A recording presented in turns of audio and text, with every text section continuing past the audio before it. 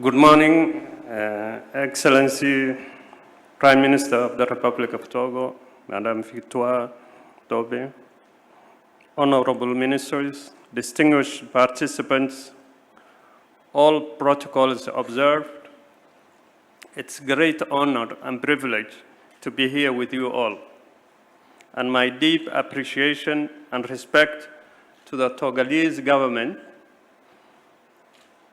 the Prime Minister of Togo, and my brother, Professor Robert Dusse, and also the Ministry of Foreign Affairs, and the team who have embodied how to show the best Pan-African diplomacy and dialogue in organizing this conference. In the last few years, the international security order is undergoing a deep and unprecedented change.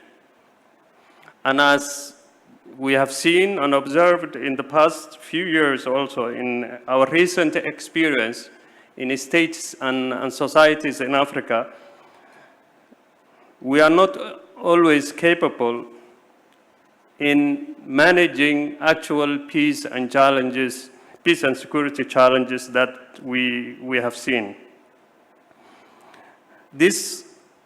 In some of these cases, social conflicts at the national, regional, and also at the local level are related to the performance of the public service delivery. The performance of these political systems did not any longer meet the requirements and expectations of its citizens. In particular, our elected officials fall short in fulfilling their mandates of the needs of the population.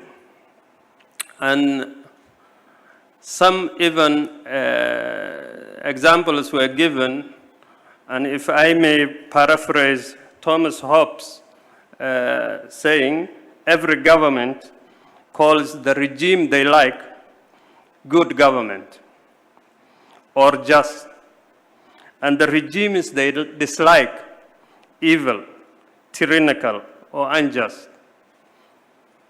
I'm just paraphrasing Thomas Hobbes, so don't quote me.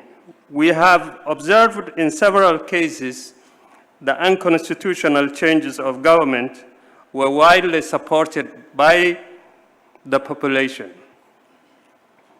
This is clear indication for a lack of basic social consensus and social contract as expressed in the constitution of those countries. A consequence of weakening of this fundamental consensus is the decrease of identification on the citizen side with the principles and values of government of the modern states in Africa.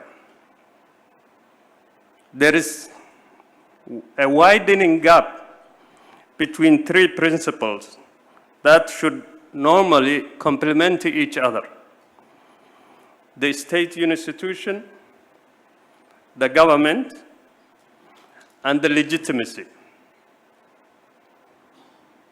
It is our responsibility to ensure that we define and reconcile these three values or principles, that they are compatible and mutually reinforcing each other. And as you have seen, all the declarations and comments is one specific one of these three, mainly change of government.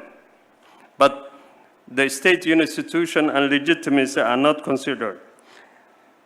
This widening gap is compounded further by African history, especially Africa's colonial and post-colonial history,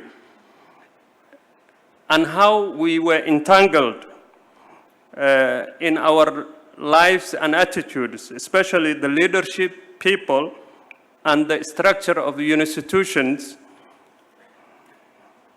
because colonialism left left with us three geographies. One is the administrative, the line on the sand, if you will. The second is the one that reflects the socio-cultural identity between the people. So here in Lome, we have Arlau, or in Benin, same people. It's the same in the Horn of Africa.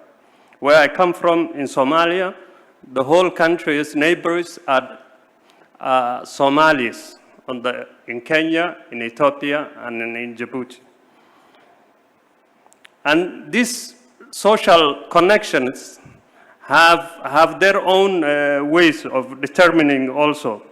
And then the third is the transnational African history, the historical connection we have, all of us, especially our shared humiliation, our shared trauma, and our shared suffering through colonialism and slavery. I don't have to explain to another African. We immediately get each other. We know. So our role here is not only to observe and analyze the current change, but accompany and support them, guided by the spirit of respect, solidarity, and partnership. We can only succeed in managing these changes if we are in the driver's seat, not only passengers experiencing the consequences. And if I can quote Sheikh Anta Diop's famous saying, humanity's moral conscience progress is slowly yet surely. So we need a bit of patience also. We are convinced that there is rarely a conflict which does not hold the potential for the consensus about common and shared interests, values, and objectives.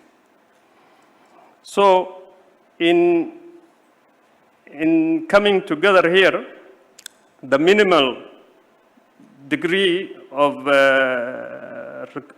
credibility and trust for the parties is to have, or is to be objective and neutral, especially when we're analyzing the basic facts. We need to express the respective positions of the parties also. And we will need to facilitate consensus among the parties, especially on a win-win situation. Based on these principles and ideas, the present Lome Forum wants to give space to the decision makers, to the experts, to the civil society, to the eminent personalities, and also to the researchers in exchanging the actual challenges of our continent in order to develop approaches that are sustainable solutions for not only existing conflicts, but upcoming and potential problems that our people have, so that we can shape our future. In this sense, the mission which we will have to perform during these 2 days will be to consider and evaluate our current challenges, as well as forecast and anticipate the new risks for peace, stability, and security, and identify possible solutions for those. Your contributions will be presented, your discussions will be taking place in a public setting, and also the specific approaches that we are going to conduct is to be realistic, pragmatic, and have concrete and tangible solutions. Because this, the policymakers already have heard theories and other speculations. We want solutions that foster and promote positive actions.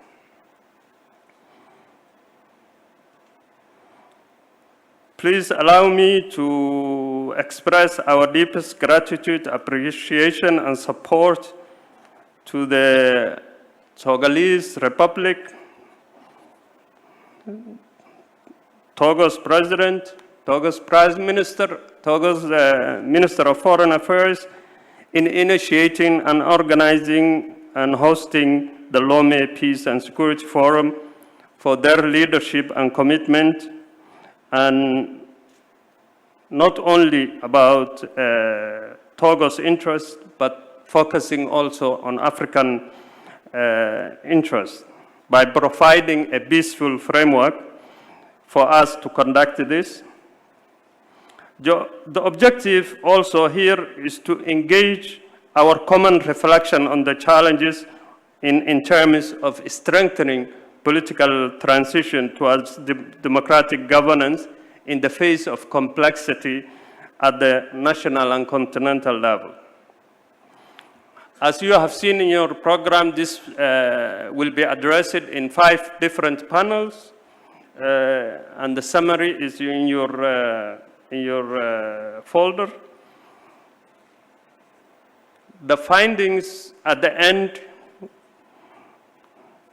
will constitute an important inputs for the evolution of states, our states, societies, and economies, and it will be basis for consolidation on Africa's position as a union of strong sovereign states, playing their role as equally respected partners at the international level. But it's about steering our destiny in a responsible way by anticipation and for the well-being of our African citizens. Excellencies, honorable ministers, distinguished participants, our articulation of Africa's needs, vision for the future of our continent cannot be drowned out by external forces.